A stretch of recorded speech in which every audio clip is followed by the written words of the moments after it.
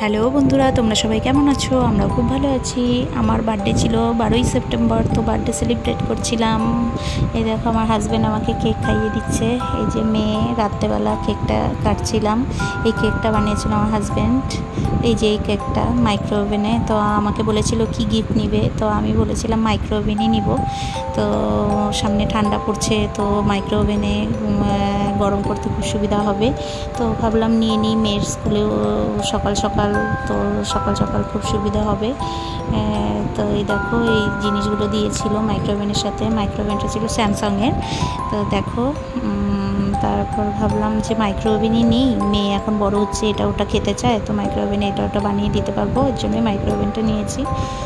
দেখো তারপরে ও রাতে যেদিন বার্থডে তার আগের দিন এনেছিল, তো ওই দিনই কেক বানিয়েছিল এগলেস। তো আমার শাশুড়িমা এগ খায় না, তার জন্য এগলেস কেক বানিয়েছিল। তো প্রথমবার বুঝতে পারছিল না, তারপরে দেখো ঠিক হয়ে গেছে, ঘুরছিল। তারপর এই কেকটা খেতে দারুণ হয়েছিল, দারুণ টেস্টি হয়েছিল। এগলেস ও বানিয়েছিল ফয়েলে দিয়ে, প্রথমবার ফয়েলে দিয়েই বানিয়েছিল।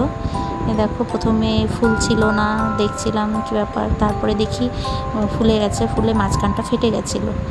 তো বেশ সফট হয়েছিল কেকটা, খেতে দেখো খুবই সুন্দর লাগছে দেখতে।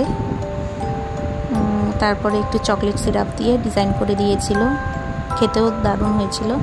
যে চকলেট সিরাপ দিয়ে ডিজাইন করে দিয়েছিল, দেখতেও খুব ভালো লাগছিল। তো ভিডিওটা ভালো লাগলে সবাই লাইক, কমেন্ট অ্যান্ড শেয়ার করে দিও। তো রাত 12টার দিকে সেলিব্রেট করছিলাম।